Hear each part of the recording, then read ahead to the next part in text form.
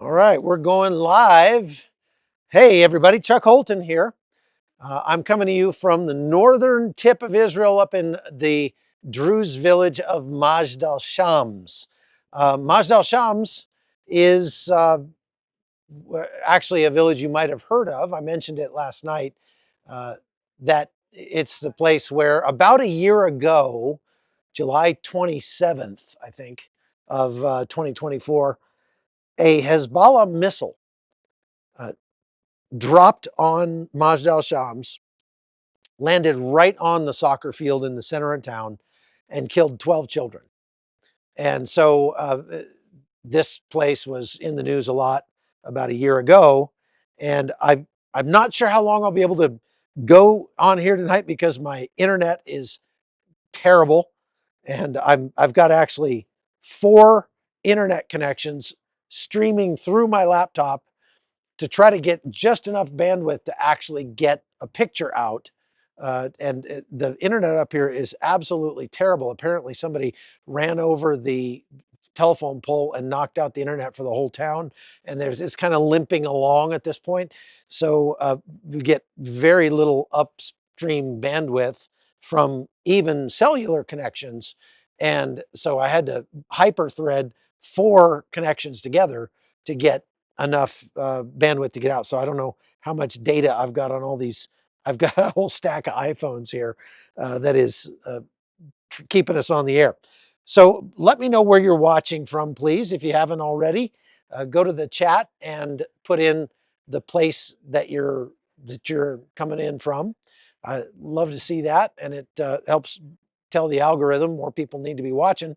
It's amazing. We got people from all over the globe, and I still just get recognized all the time now. It's crazy, absolutely crazy. This little town is really cool. It's the first time I've been to Majdal Shams. I have to say, I've always been a little wary of the Druze because I just didn't understand them. And they look Arab, they speak Arabic, and so I just sort of lumped them in with all of the Arab Muslims. Some of which, I mean, they're mostly nice people, but there are also obviously there's some tension there if you're around Arab Muslims in Israel, because a good portion of those people want to kill you or want to kill Israelis anyway. Uh, and so I just sort of shied away from Druze villages before, but I got to talk to Mansour Ashkar, who's a Israeli Druze IDF officer, and he dispelled my thinking on that, or clarified my thinking on that, and helped me get a better sense for who the Druze are. And I've been having a blast today. We've been up here. We came up here this morning, got here about 1 o'clock, and we've started meeting people right away. People are just as friendly as can be. I honestly, they're even friendlier than the Christians over in Jish. And not to take anything away from them. Those people are super friendly. But these people actually come over to you, like they notice that you're an outsider, and they come over and they say, "Hey, where are you from? Oh, welcome. We'd love to have you here. Oh, we're glad you're here." That's incredible. We interviewed a young man. I'll show you a little bit of his interview in a minute. And he explained to us the situation that's going on with the Druze in Suwayda, which is just across the border. I'm standing right on the Syrian border. I mean, it's right there. We were, I'll show you a little stand up I did over there today. And so you can see what the fence looks like. And there's still protesters down there, Druze that are just sitting around waiting because there are some families apparently coming across from the Syrian side. And Israel, for the first time, is letting them in to, not everybody, not a lot of people, but a few people have apparently been let in to try to ask for asylum in Israel, and that's very interesting. So there's been a lot of cool stuff that happened up here today. Let me just start by showing you. Um, the, one of the I'm going to start by showing you the um, most difficult. Let's see this little stand up I did. I don't know if I loaded it. Okay, so no, not that one. This one. This one is the There are funniest about stand up I've 12,000 people done that live to, here in the today. village of Majdal Shams on the Israeli side. Now just watch these kids who just pulled up behind me. Okay, this is the funniest thing, Connie. You got to see this. Come here. You got to see this. This is the funniest thing. I'm trying to do a stand up, and this is what happens to me all the time. Watch. Which is right on the border with Syria. That's Syria over there. And there's been a lot of commotion here lately because the Druze from Majdal Shams have crossed illegally into Syria to go and help their brethren on the other side.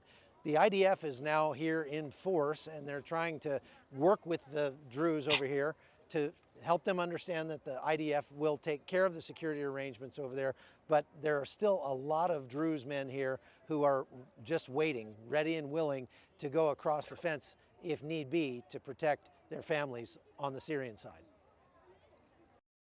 So these kids are back there behind me, just throttling each other, and so obviously can't use that one on the air. So I show it to you instead. Um, so then I don't think I actually loaded the stand up at the soccer stadium or the soccer field. We went to the soccer field that got struck by the missile, and there's a bunch of kids out there playing soccer just like they were that day. Most of them are easily, 12 or under. Looks like almost all of the 12 kids that were killed a year ago were under the age of 12. And this is a community of only 12,000 people.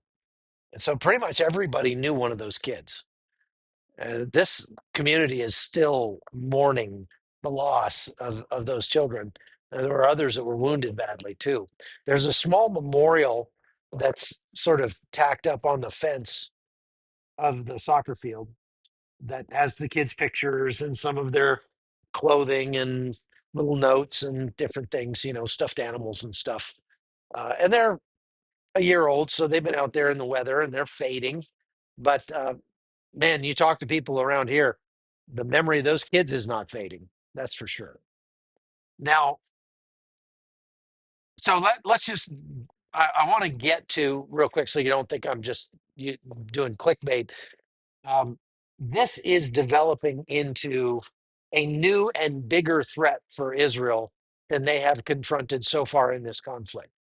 Now, if you thought Hamas was bad, Hamas doesn't hold a candle to what's coming. If you thought Iran was bad, Iran is not as dangerous as what they are now facing. And it has to do with what they're doing in Syria, but really uh, it Syria is going to become or could become the playing field for the next phase of this war. Israel has shown strength in dealing with Hamas and Hezbollah and the Houthis and Iran and the different Palestinian Islamic Jihad and Al Aqsa Martyrs Brigade and all those people coming out of Judea and Samaria. So Israel's been fighting, they say, a 7-front war so far. Well, it could be about to become 8. And the reason for that is because Erdogan, Recep Tayyip Erdogan, the president of Turkey, is getting very belligerent and threatening toward Israel and is saying that he's ready to send his troops into Syria to support and bolster the forces of Ahmad al-Sharaa, the self-declared new president of Syria. If that happens, that dramatically complicates things. And I talked about it last night, but the more I think about it, the more this could really get ugly. Now, I want to play for you a hi Marley.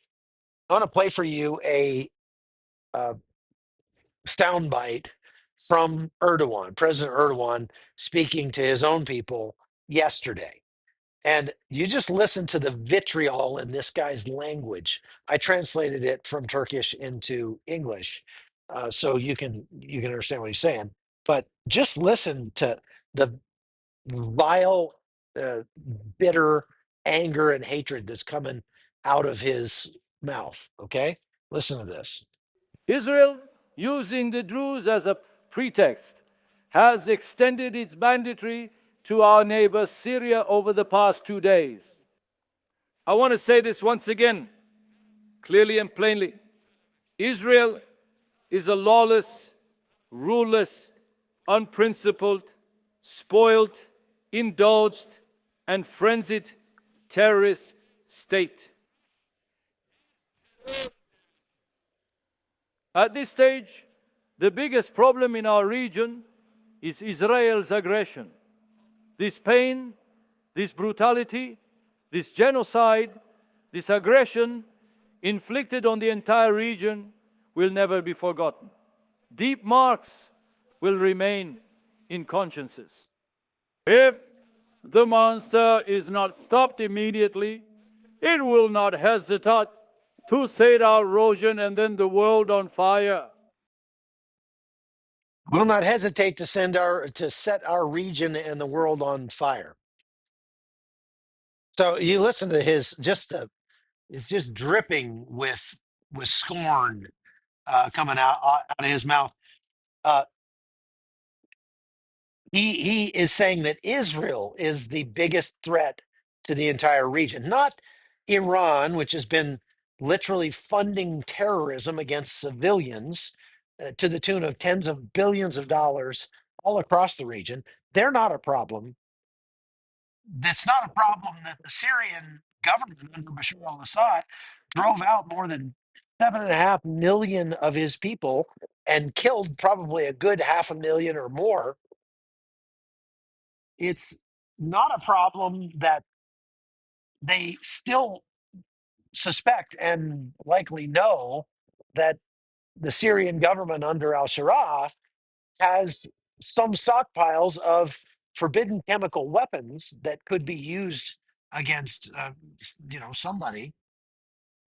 It doesn't matter that the Israelis got attacked on October 7th and have been doing nothing short of defending themselves and you know all that. I mean, Erdogan, of course, this is political theater and he's playing to his base, right? He's playing to his people, but the Israelis are the worst threat in the region. Give me a break. Now, the Israelis, as you know, struck Damascus yesterday, and they hit the Ministry of Defense, they hit the presidential palace, they hit some other government. They had more than 200 airstrikes across Syria in order to protect the Druze people in Suwayda. And some people are saying, well, what's their problem? Why don't they just stay out of it? A lot of other world leaders have said this is not Israel's fight. They have no business being in this fight. Well, the Israeli ambassador to the United Nations um, basically stood up and gave a speech in which he quoted from the Torah and said that, uh, let's see, I try to find it here. He said, I'm going to butcher this. I'm going to do the best I can. Um, it is a great sin uh, to stand by and watch your neighbor bleed, something along those lines. And he couched this in saying this is not just a political, strategic thing for us. This is a moral duty for us. It's a religious duty for us as Jews to go to the aid of our brothers, the Druze. And the Druze here in Israel are standing up and cheering for that. Now, there was apparently a U.S. uh, partially U.S. brokered ceasefire overnight. Is my microphone bad? Testing 1 2. Uh, see my sound here. Hang on a second, folks. Oh, I know why. It's on my Bluetooth. Um, okay, that's probably some better audio for you right there. Instead of it was trying to use my headset here as my microphone, and the wind makes that cut out from time to time. Okay, so Israel is saying this is not just a a strategic imperative, but it's a moral duty for us. The Druze here in Israel are very glad to be Israeli. You know, I've heard some left-wing pundits on the uh, on the internet, on social media, that have been saying this is all a farce. The IDF, or the Israeli government, is using the Druze as a convenient excuse to push their ambitions for taking over more of Syria, and so on and so forth. The Druze are second-class citizens in Israel. They are living, in squalid conditions and all that kind of thing. I mean, I've seen some posts like that on social media. Well, those people apparently have not been to Majdal Shams, because this town of 12,000 people is one of the more prosperous towns that I've been to in Israel. As a matter of fact, let me turn this camera around if I can for just a second and show you this house right next to me. Let's see if you can see this over here. See that house right there? It's a big house. And there's houses like this all over the place. This one that we're renting is almost that big. So it's a lie to say that the Druze here are living in poverty. They certainly are not. Are they second-class citizens? Well, that's complicated. They're not automatically, the Druze that live here are not automatically citizens of Israel. Why? Because we're actually in a demilitarized zone that's outside of the internationally recognized borders of Israel, and because we're in the Golan Heights. So the Golan Heights is an area that's been sort of controlled by Israel. They moved in and took it back in the Yom Kippur War or whatever, but it's still sort of a gray zone as far as being a part of Israel proper. So the people that live here were considered Syrians up until the Israelis took over this area, and they've been holding it ever since. But the fact that the Israelis have been holding it does not ipso facto make it Israel, obviously. And so Israel has extended the right to become citizens to the Druze that live here, but they're not automatically citizens when they're born. So, because some of them might not want to be. So they actually give them the choice, which is interesting. And again, just a little complicated. Borders make everything complicated and thorny, for sure. And that's what we have here. Now, one other thing I wanted to point out is that the border fence, now on that stand up where the kids were choking each other out, the border fence right next to where I was standing is a good 12 foot tall, no climb wire fence with concertina wire, that slinky of death, Satan's slinky wire, all over it, all over it, both sides. And then there's a road in the middle, and then there's an even taller fence on the other side, again with that concertina wire all over it as well. And Israel patrols the border with Syria.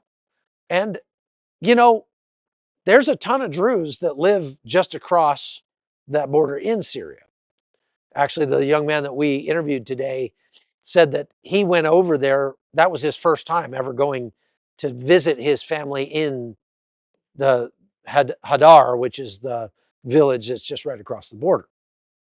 And he had never been in there before. Now he has aunts and uncles and cousins over there, and they know each other and they chat on WhatsApp all the time, but he had never seen them face to face. So when the border got opened up illegally and about 1,000 Druze went traipsing into Syria to try to help their buddies over there, he got to go see his family for the first time ever in his life, and he's in his mid-20s. And he said, I was shocked at the way that they live. I mean, I had no idea that our standard of living in Israel is so much better than theirs. Uh, they're basically living in third world conditions over there, and we're living in, first world conditions. That's what he told me. So I want to let you listen to just a little snippet of his interview. I'll be putting up the entire interview, sort of uncut here before too long, but I just cut out a little piece of it, and I want you to be able to hear it. So here it is. No, that's not it.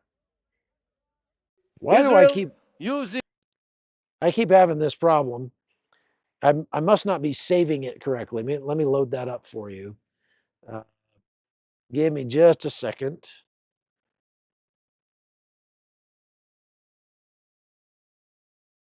Hang on. I've got it. I've got it. There it is. Okay. There we go. Okay. When I saw the videos about the killing of my community, I felt so angry as all of the Druze of Israel. We wanted to do something. We saw the gates are opened and we didn't ask. We want to join the fighting. If the fight want to stop, we will join. We'll do what we can do. We can't stay silent seeing all the killing of civilians, peaceful people, killing them, humiliating them. So we went on feet to Hadar. I reached, but Hadar's people came to pick us. We go on feet like with their cars, and we took us to Hadar village, and there we gathered and we decided if they can lead us to El Suwayda, so we can help our brother to join their fight. But they told us it's impossible from Hadar to reach to El Suwayda. It's full of snipers, ISIS towns. It's to reach from Hadar to El Suwayda, you must went from El Kunaitra province, Dara province, and then El Suwayda. That's a 4 million people, which are all ISIS. The most of them ISIS, and they want to kill every Druze. They openly said that they are jihadists. They want to kill the Druze people. So this guy obviously is very passionate about this, and his sentiments were echoed by the other Druze that we spoke to in town. Even young kids, young men, like 12, 13, 14 years old, were saying, I'll go fight in Syria if I have to. So this puts a lot of pressure on the IDF, obviously. The IDF is trying to tell them, look, we'll handle it. We'll take care of this. We'll cover it. And the Druze are saying, all right, we're watching, so go cover it. But if you don't, we're going. And one of the things that really impressed me about this young man was that he said, look, I don't have any military experience. I've never served in the military. I wouldn't mind serving in the military, but I just got my citizenship in Israel, so I haven't gone to, sign up yet. But I would still go to Syria and with no military training, just do the best I could to somehow help our people over there, because this is our family. This is our family. And the people in Osweda have no power, They've got no food, they've got no medical supplies, and they're being attacked on multiple fronts. Now, this ceasefire that was brokered by partially the United States and Turkey and other countries last night did not last very long. Apparently, the Israelis, there's a lot of conflicting information. Some information saying that the Israelis struck a deal with al-Shara's forces to allow some of them to come into Suwayda to just keep the peace. And then others are saying that the Bedouins are all of a sudden being bolstered by Islamic State affiliated guys that are mobilizing from not just right there in the region, right across the border, but all over Syria and are coming to the defense of the Bedouin and then going to fight again with the Druze. So the Druze are really under attack in there. Israel has continued with more airstrikes today. We haven't heard exactly what they were aiming at, except for just troops that were trying to make their way down to Suwayda. Those troops are not moving by and large in military convoys with equipment. Now what they're doing is they're just driving civilian cars, wearing civilian clothes, but going in to do the same thing, which is kill Druze in Suwayda. Israel has an obligation to its Israeli Druze not to allow that to happen to the Syrian Druze.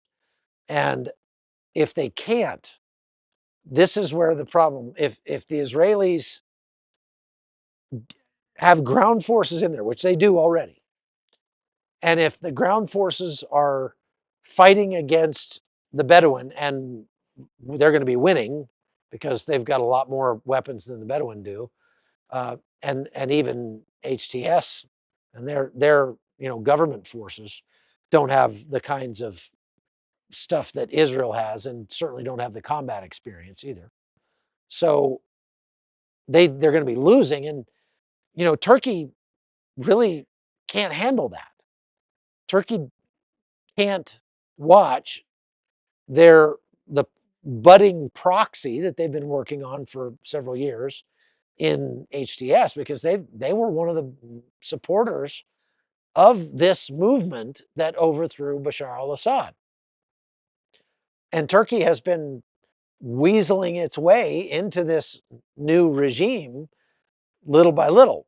So there are Turkish aligned militias on. So look, there's so many different factions in Syria. I need to explain this to you a little bit better. You have the Druze, which are just fighting for their own survival. You have the Kurds, which are just fighting for their own survival. What I mean is they're not trying to take territory. They're not trying to drive out anybody from their land. They're just trying to hold on to what they have. Okay? And along with the Kurds are the Yazidis and the Christians in that area that are either Syriac Christians, Maronite Christians, or Armenian Christians, right? And they all have their own militias as well to try to protect themselves. So again, those guys are not, there's no expeditionary quality to their self-defense. They're just trying to hold what they've got and get everybody to leave them alone.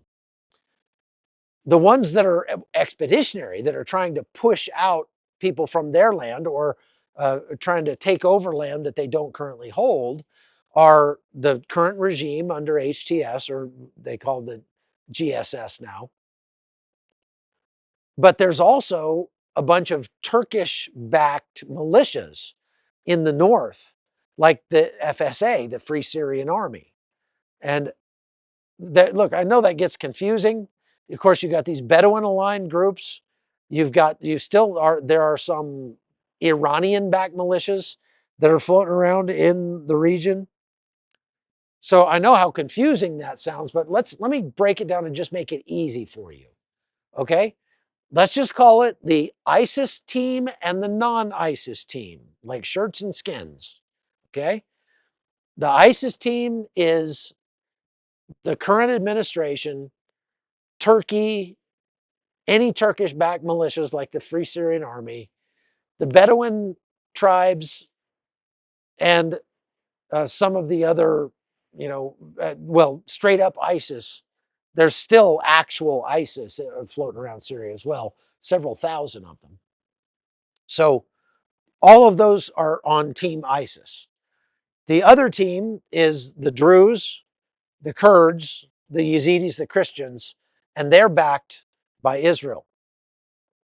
Now, the United States still has troops in Syria, but they're just trying to go like, yeah, we don't see any of this. We're not here. We're just going to pretend that none of this is happening. And they're actually pulling out of their bases and removing themselves from the equation. That process started some time ago. I mean, we're talking about the time that President Trump took office.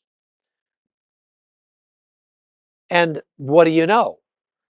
The United States starts pulling troops out of that area, and then all of a sudden, all hell breaks out. And that's what I said we were going to see. I said, look, if the United States pulls out, the U.S. troops are not there to fight as much as they are to be a deterrent. So they're just like water that's being thrown on the very dry tinderbox that is Syria. When the U.S. troops are there, things tend to be much calmer.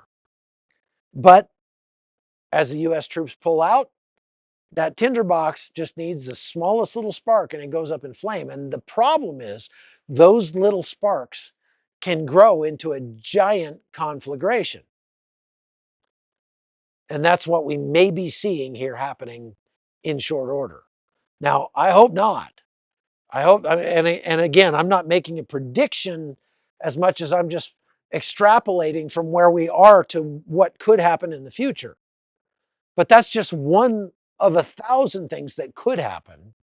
So take it with a grain of salt, but it certainly is something to keep an eye on. And it is something that the United States could exercise some control over. Yeah, President Trump wants so badly to bring peace just somewhere, anywhere. Just please let me be able to claim that I stopped a war someplace and just brought peace. Well, this is one place where he could actually do it. The United States has enough sway over Turkey and over Syria under al-Shura that they could put a stop to this in very short order. But all we're getting so far from the administration is the standard line of, well, we just want the killing to stop. And as I keep saying, just stopping the killing without it being done justly is almost worse. It's a cowardly position to take. And it's a position that we should not accept from our leadership. Okay. Now, folks, we got about 3,000 people watching. And so let me just encourage you to please remember to go hit the like button right now. Like, I'll wait. I'll just stand here and wait. I'm going to take a drink.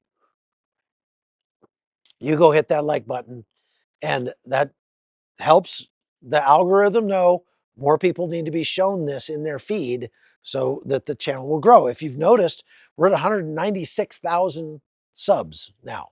We're 4,000 away from the magic 200,000. And we could get there tomorrow. I mean, there have been videos that we've done in the past month that have gotten several thousand subs from one video. So we could certainly do that. So if you are not subscribed, help us get to 200,000 by hitting that subscribe button. Doesn't cost you anything. We're not going to spam you, but you will get notified when we're about to go live so you don't miss these live broadcasts where I answer your questions and bring you the latest on what's going on in war zones around the world. Okay, so let's move on from the Druze. Again, if you have questions, put them in the chat and our moderators will copy and paste them into a document for me, and I'll be able to go and answer your questions here a little closer to the end. Matter of fact, if Rubina's watching, well, one of you guys, would you put that link up again to the question? I don't know where that went. It's in one of these, to the question page. I need a link to the question page. Okay, so let's move on. You heard yesterday that there was a Catholic church in Gaza, the only Catholic church in Gaza, that was struck by the Israelis. And the media has been making serious hay out of that story and really using it to bash Israel about the head and shoulders. Well, as often happens when more information comes out, it turns out that it's not as damning as it may have sounded. Uh, as it turns out, the the Israelis were not aiming at the church. They were in a firefight with Hamas, and a piece of shrapnel from a tank round went careening off, ricocheted, went careening off and crashed into this church. Now, it caused a little damage to the church building itself, but the worst part of it was that when it hit the top of the church, pieces broke off and apparently killed. There were 3 people that died. Now, these were people who were living at the church. They're taking refuge there. They've been taking refuge there because Israel doesn't target churches. That's the reason they were living there. And so the media trying to make it out like Israel is going around and intentionally targeting the churches in Gaza is shown to be a lie on its face for that very reason. The church was full of people who were living in the church because they knew Israel wouldn't target the church. And Israel didn't target the church. It just was some collateral damage. So Israel expressed regret. They're doing an investigation. There are pictures that came out of after the strike of the people inside the church. The church is intact.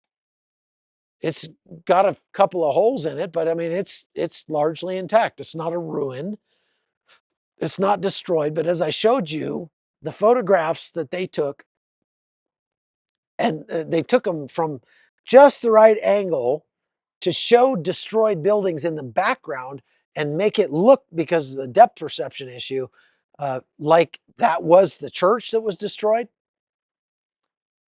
Those were the pictures that are being bandied about on the internet. So there's always a little more to the story, isn't there? Always a little more to the story.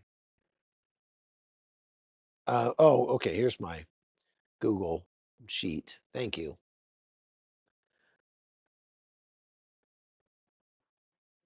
Look, Israel will likely pay to fix that church. When they do something and they figure out that was wrong, we shouldn't have done that, Israel makes it right. That's one way you can know that they're the moral actor in this conflict. Hamas certainly wouldn't make it right if it had been Hamas that did it. Okay, so hang on a second. I just got a okay. Uh,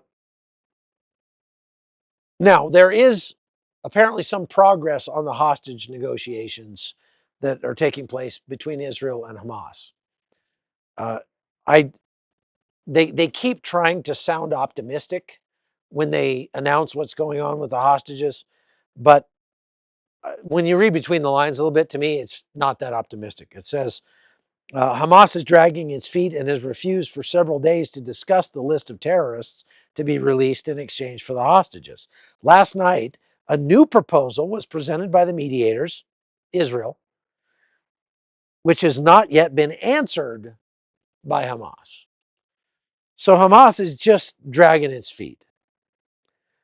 There is also just some breaking news just recently that Al Jazeera is reporting that the spiritual leader of the Druze in Syria, his name is Sheikh Hikmat al-Hijri, he signaled his desire to reach an arrangement with the Bedouin tribes to come to some sort of ceasefire. So that would be helpful. And here's another, there's another couple stories that are not really on the topic of what's going on in Syria or Gaza, but super interesting in this conflict.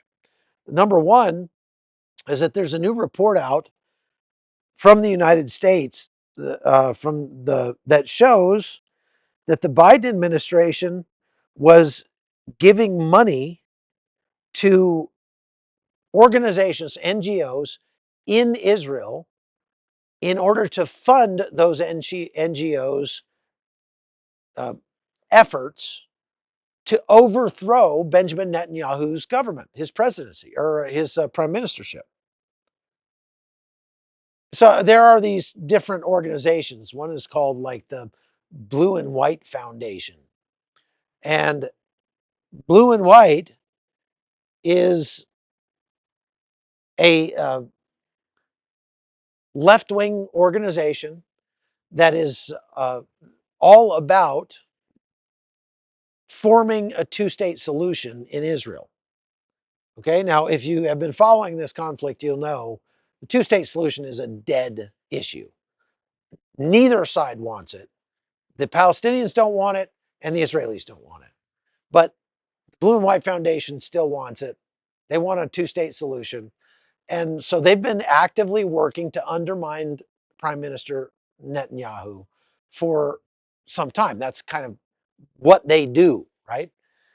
Well, this report claims that they have received hundreds of millions of dollars, not just this organization, but other organizations like them in Israel that are, and these are organizations that are paying for the protests in Tel Aviv that happen every weekend, stopping traffic, just the whole Antifa thing. It's the Israeli version of that. Recruiting and facilitating and printing the signs and all of that, bailing people out of jail, whatever.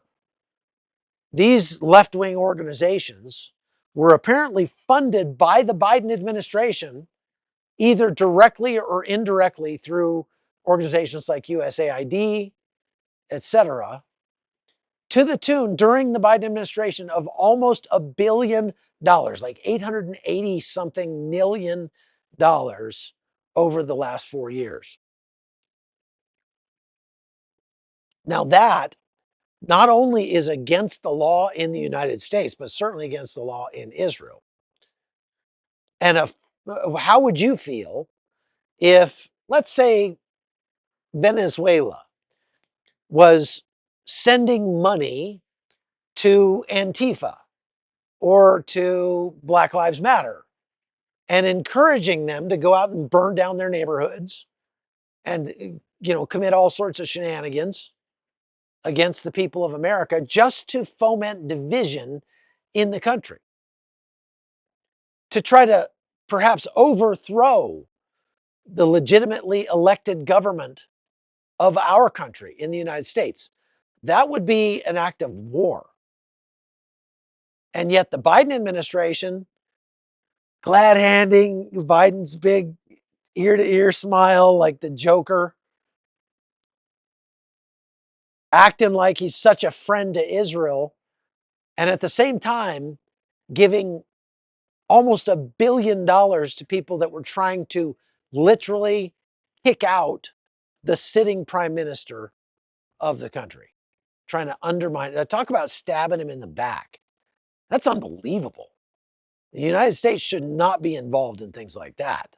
I think that goes without saying even. That's insane. Now, there's one other interesting thing here. $884 million is what that was. Unbelievable. All right, I'll get back to Syria in just a second. Oh, yeah. So,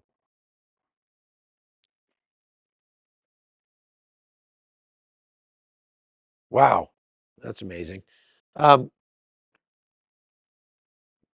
Mike Huckabee, the ambassador here in Israel, has gotten a little bit sideways with the government at least one portion of the government, over an issue that is concerning, to say the least. I reported on it today during our update on CBN News, and it is disturbing. Mike Huckabee has been to Israel. He's a great friend of Israel. He's been to Israel probably 100 times or more. I sat and had breakfast with Mike Huckabee on a tour on one of my first trips here back in, when was that, babe? 2017? Something like that? 19? No, I forget. Anyway, out at at the Red Sea, not the Red Sea, at the Sea of Galilee, I sat and had breakfast with Mike Huckabee because he was leading a tour that happened to be staying in the same hotel that I was. And that was not the first time I had met him, but it was nice to get to spend some time with him. So Mike Huckabee is a huge friend of Israel. And so obviously he's going to be very concerned to find out that the Israeli government is slow walking visas for Christian tour groups that want to come to the Holy Land. And that's apparently what has happened. So when Huckabee heard about it, he went to the government and said, "Hey, we got a problem here." Like he figured, "Oh, we'll get this straightened out. It must be a misunderstanding." So he got a hold of the relevant authorities in the Israeli government and said, "Hey, we got a problem here. Can we fix this?" Well, apparently he came away from that meeting and said, "I'm flabbergasted. I went to try to fix this problem and it's actually worse now." Like the Israelis are doubling down on the fact that they're slow walking or even denying visas for American Christians who want to come to the Holy Land. And Huckabee's like, "I'm sorry, but that's a non-starter for us. If you're going to hassle American tourists that want to come visit your country and make it difficult for them to get in, which Israel has made it much more, I don't know, just a hassle to get in because you can't just show up now and get a visa upon arrival. You have to actually apply for a visa ahead of time online, pay like, I don't know, $25 or something like that. It's one of those, we charge you just because we can. There's no reason to charge tourists to come to your country. The tourists are coming to your country to spend money in your country. You should be paying them 25 bucks just to help out, get them a few snacks in the airport on their way over. But this is common. Not just Israel does it. Lots of countries do it. We just charge because we can. Just one more way to raise a little revenue. And if you want to come visit our country, fork over 25 extra bucks to do so, so that we can give you the privilege of coming here and spending your money, probably hundreds or thousands of dollars of it, bolstering our economy through tourism. I mean, how much sense does that make, really? Right? So Huckabee's saying, look, this is a non-starter. We're not going to do this. So if Israel doesn't fix this problem and fix it immediately, the United States is going to impose reciprocal tariffs on Israeli tourists that want to come to the United States. Now, this is a minor issue in the greater scheme of things when it comes to the war and everything else that's going on here. But as a Christian, as a person that comes here as a tourist out now and then, it's certainly of interest and it concerns me as well. I mean, I want to know why would they do this? Who is it in the Israeli government that's decided that it's a great idea to hassle the people who support you the most? Of any people group on planet Earth, you're probably not going to find anybody who supports Israel more than American Christian conservatives. So what gives here, Israel? Right? Isn't that crazy? All right. Let's see. We've been on 49 minutes. Gosh. Let's get to some questions. I've got to look down at my laptop here for the questions here. Did Israel bomb a Catholic church in Gaza? Kind of. Israel was fighting with Hamas near the church, and a piece of shrapnel from a tank round bounced off of something and hit the church and killed 3 people in the church. Okay. Caused some damage to the building itself. The cat lady asks, what's the nature of relations between Turkey and the USA? Also, Trump and Erdogan. Well, Trump likes Erdogan. Trump tends to like people that are strong men, whether or not they're good or evil. Just the fact that they're strong men sort of turns Trump on. Uh, so Trump says he likes Erdogan. And that to me is sort of in keeping with the sort of ongoing realignment, I guess, that the Trump administration has been doing since they took office this time, away from our traditional allies and sort of leaning in more toward our traditional adversaries. It's hard to watch, honestly, but this is what's happening.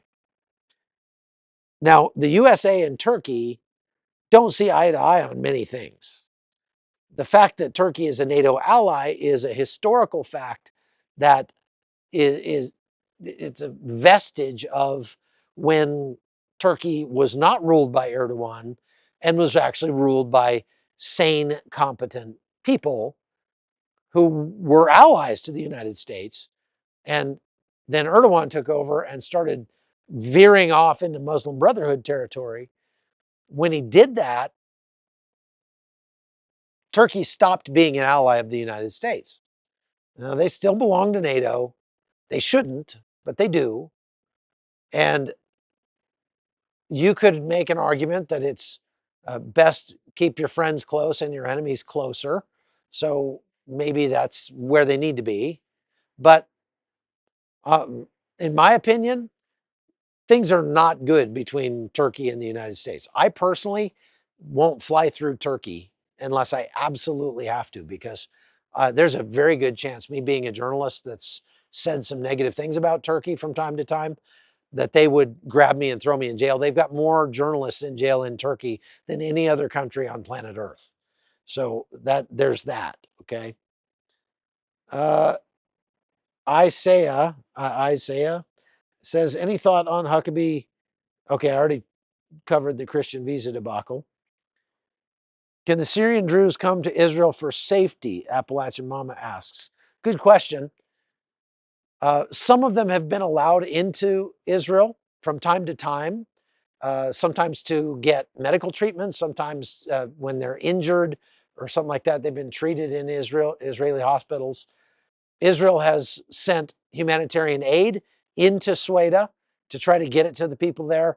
Now, it was blocked by Bedouin groups between the border and Suwayda, so they weren't able to get the humanitarian aid in there.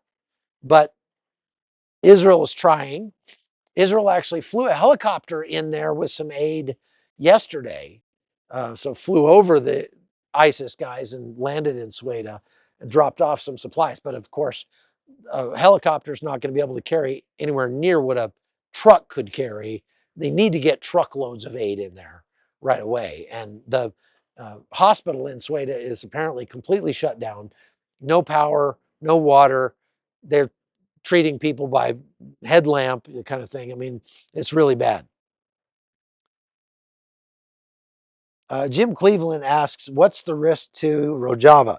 Rojava being the eastern third of Turkey, which is under the control of the Kurds. That's the part that I visited back in March. Rojava is definitely under threat, and their bigger enemy is not so much the Bedouins or even al-Shara's government. Their bigger enemy is the Free Syrian Army backed by Turkey, and even at times the Turkish military is a threat to the Kurds. So the Kurds are having limited skirmishes up along near Tishreen Dam, up in the north, along their northern border in Kobani and Manbij and places like that, Kamishli, etc. And they are under pressure, without a doubt, from Turkey to submit to the al-Shura government, which would be pretty much a death sentence for the Kurds. So the Kurds are watching what's happening to the Druze, and they're saying, yeah, that's going to be us next if we give up our weapons. We're not giving up our weapons. So they've been having a lot of frantic meetings between Kurdish leaders in Rojava to try to figure out what they should do about this, whether they should come to the aid of the Druze, try to fight HTS.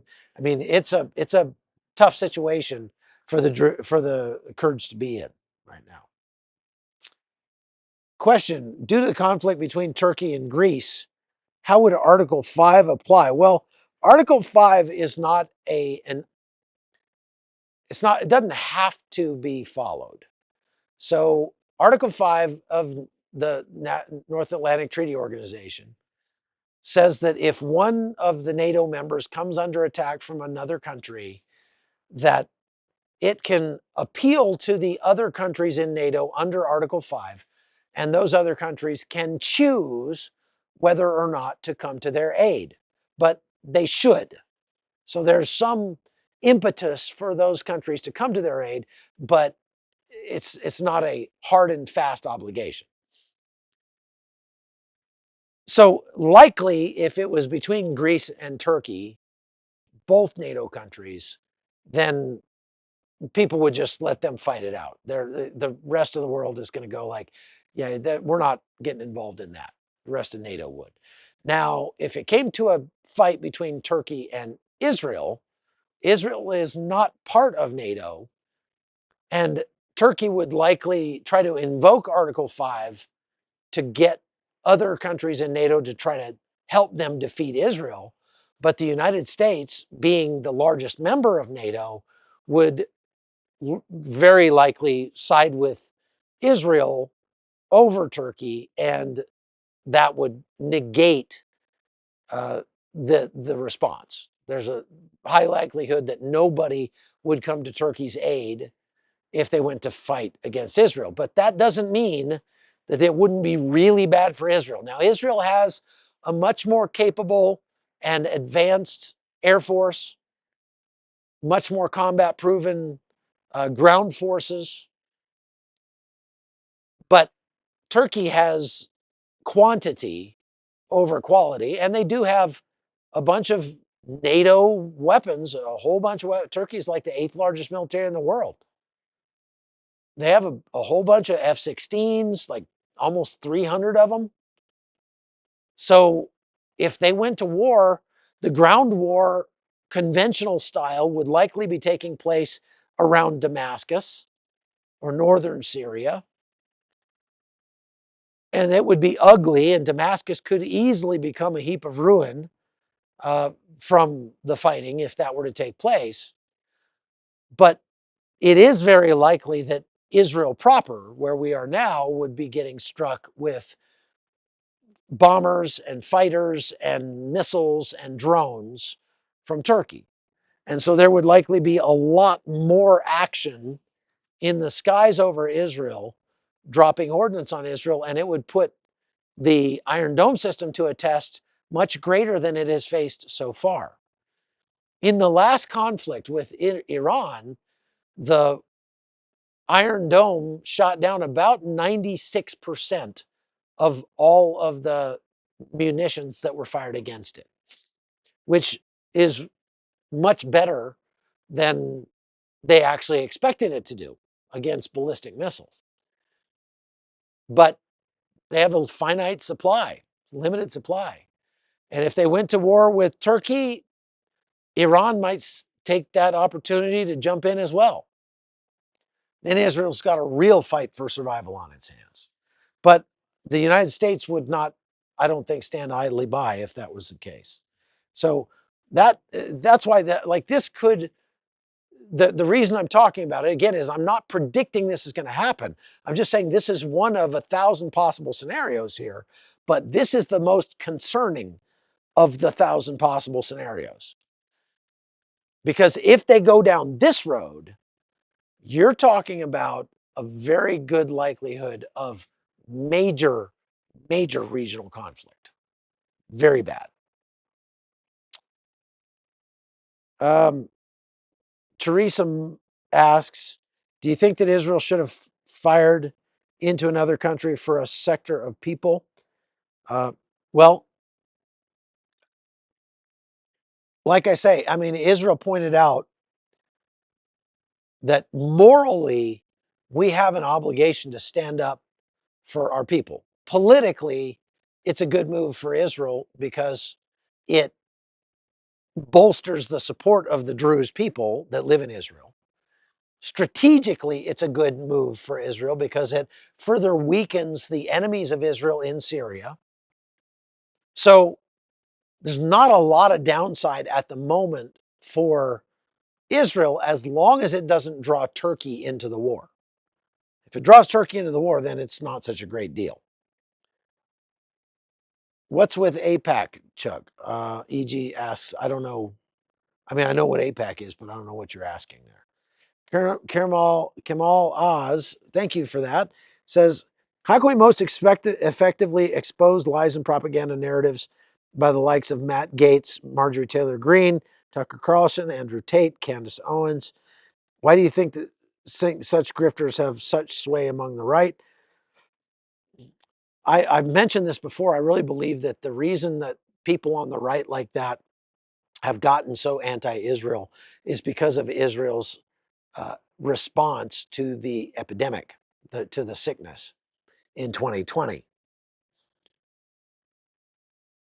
They saw the draconian response that the Israeli government took against its people, not understanding, from an American point of view, not understanding the culture of Israel, which is much more homogenous than the United States. So people are, their history here makes them more willing to pull together and, give up my own personal freedoms for the potential good of my community and those sorts of things. It's not, they don't have that rugged American individualism that's like, I'm American, I do what I want. That kind of thing. But from an American point of view, watching the way that they handled that in 2020, we just were disgusted by what Netanyahu forced people to do here. And we had the same feelings about Australia and about Canada and about most of Europe, many places on planet Earth. We were surprised by places that weren't so bad, like Armenia. And I think that's one of the reasons that pushed a large portion of American conservatives to sort of lose the forest for the trees in a way. What I mean is, just paint Israel with too broad a brush. Yes, there are leftist whack jobs in Israel, and some of them are even in positions of power. But by and large, that is not an excuse for us to say, I therefore hate Israel and don't support the country anymore, especially when they're the ones that are fighting to defend themselves against attack like we saw on October 7th. Jay asks, what would it take to expel Turkey from NATO? Is there a defined process to kick someone out? It would be very difficult. Let's just leave it at that. It would be real hard to do. Now, America could do it, and we wouldn't even have to kind of go through the regular channels. I've said this for a long time. America could just tell all of its military officers, you may not have anything to do with anybody from Turkey.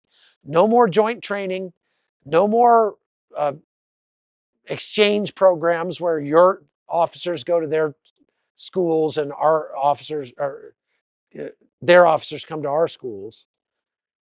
No more, helping with Turkey's military equipment, no more spare parts. Just cut them off at the knees. And then they might not be actually kicked out of NATO, but they would be completely ineffective. And they'd just be a vestigial part of NATO at that point. And then somebody else asked, doesn't the USA have nukes stored in Turkey? Well, that's what complicates things the most. There are more than a dozen nukes in Turkey at Incirlik Air Base. And these are not the kind of things you could smuggle out of there in a suitcase. Turkey would know if we were taking the nukes away. There's no way to sneak them out. These things are the size of Suburbans. And if Turkey saw that we were starting to take our nukes out, there's a good chance they would lock down that base, turn off the power to the base, surround it with troops, and not allow us to leave. And in a way, they kind of have us by the short hairs there in Incirlik Air Base. Now, it seems like we obviously have the combat power to do whatever we want to do if we want to take those things out of there. The question is, do we have the inclination? Do we have the willingness to go to the mat against Turkey and maybe send in the Marines and literally go to combat with Turkey, if that's what it came to?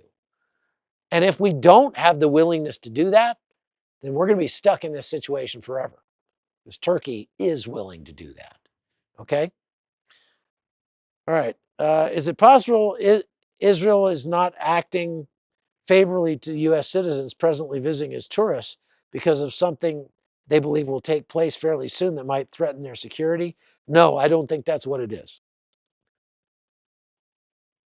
I think there's probably some bureaucrat in the Israeli government who's on a power trip and is just flexing his power against Huckabee, is what I'm thinking.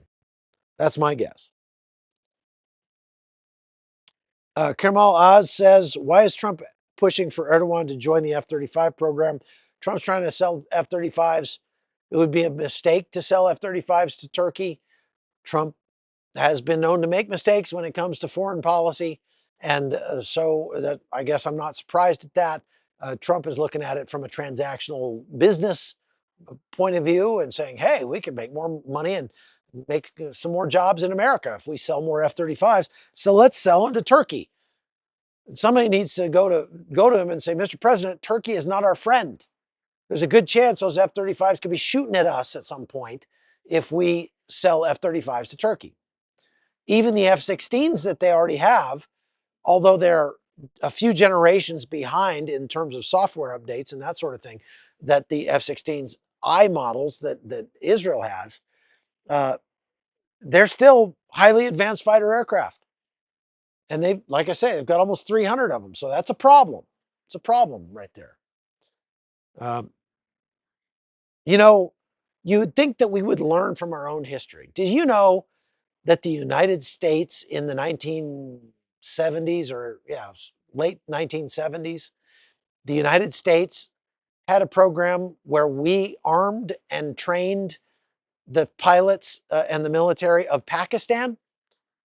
We actually sent American military officers to live in Pakistan and to train them and show them, teach them how to fly our fighter jets. And then we sold them a bunch of American fighter jets.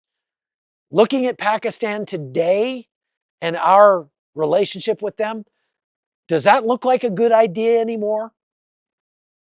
This is why I've always kind of been against the idea of just selling weapons in order to create jobs in the United States. Everybody's all against the military industrial complex, which isn't really a thing, but everybody's all against the, all these military companies. They're just fomenting war across the globe to make more and more money.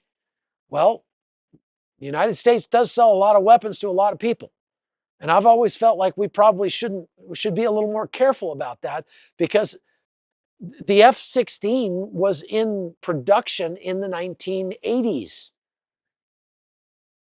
40 years ago. And that plane is still flying. It's still one of the most advanced fighter jets on the planet. Now, it's not a Gen 4 or Gen 5 fighter jet, but it's it's in common use, and it's a real machine of war. And we've sold them to a lot of people. Those things are durable and fungible, is what I'm saying. All the weapons whether it's Patriots, whether, I mean, look, defensive weapons, I'm okay with that. Let's sell all the defensive weapons we can. But weapons that are offensive, let's be a lot more judicious about how many of those we sell and who we sell them to and why. Because you just never know when a country might have something happen to it like happened to Turkey, where you've got some strongman, the Muslim Brotherhood bonehead that takes over the country and makes a U-turn strategically and runs, goes running into the arms of our enemies. That's what happened in Turkey, and now we have to deal with it. That's what happened in Pakistan. Now Pakistan, we have to deal with it. So I just think that the United States, look, when I was in Burma last year, the forces that I was traveling with, the militias I was traveling with, were using M16s from the Vietnam War to kill people. Now they were defending themselves, and these guys were, on the side of the good guys. But even still, those weapons are durable and fungible, and they will make their way around the world, and we may not be able to control who ends up with them. So I think we ought to think a little harder about that before we start selling very expensive, very high-tech weapons to anybody. Brandy Coleman says, is there really a Russian military base underneath Damascus? Not under Damascus, but there were a bunch of Russian bases around Syria. They still have a few, very, very few Russian soldiers in Syria. I saw them when I was in Kamishli or Dahuk? No, Kamishli. When I was in Kamishli in March in Syria, I saw some Russian forces there, attack helicopters and stuff like that. So there are still some Russian troops in Syria, but not many. Mostly in the areas that HTS controls, the Russians have been pushed out of because the HTS and Russia don't get along very well. Russia condemned the attacks against the Druze, but also condemned Israel's attacks against the people attacking the Druze. So Russia's just condemning everybody right now. And it's always funny to watch their statements. They come out and they say, countries should not attack neighboring countries that neighbor them, that are not doing anything to them.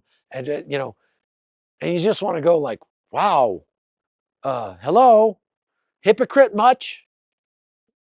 You ever hear of a country called Ukraine? I don't think Israel needs to be taking any advice or any guff from any criticism from Russia on what they need to be doing. Okay. All right, folks, we're over an hour. So I'm going to end it there. But thank you very much for watching. Again, 3,000 people online. We don't have a sponsor tonight, but you can sponsor us by just going and hitting that subscribe button and making sure that you hit the like button on your way out. I appreciate all of you. We're going to be doing some more interviews up here in Majdal Shams tomorrow morning, and then we'll be heading back to Jerusalem. And I've got a couple more weeks here, I think. So stay tuned. A lot more good stuff coming. Take care. Oh, what makes Putin appealing to some on the American right? Kamal Oz says.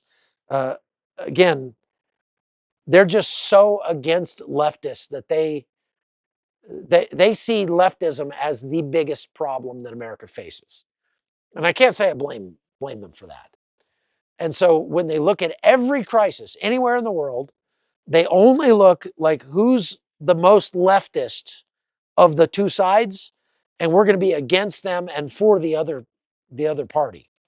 So in the war in Ukraine, they say, who's the furthest to the left?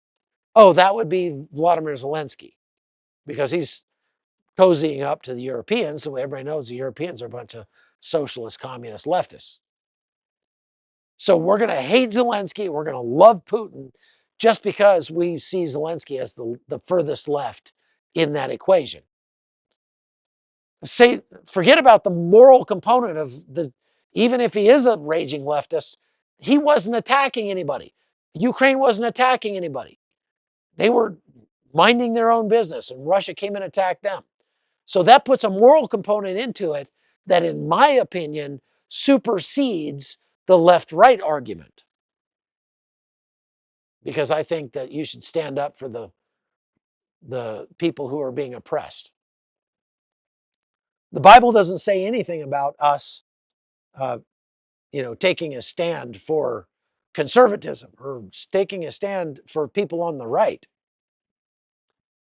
It doesn't have anything to do about those kind of politics in the Bible. What the Bible does say is that we should provide for the widows and orphans. We should stand up for the fatherless. We should, free the oppressed. So what the Bible's saying is that the moral component is more important than the political component. I think a lot of American Christian conservatives have lost that point. They've lost that plot point. And that's a good place to end it. All right. God bless you all. Thank you very much.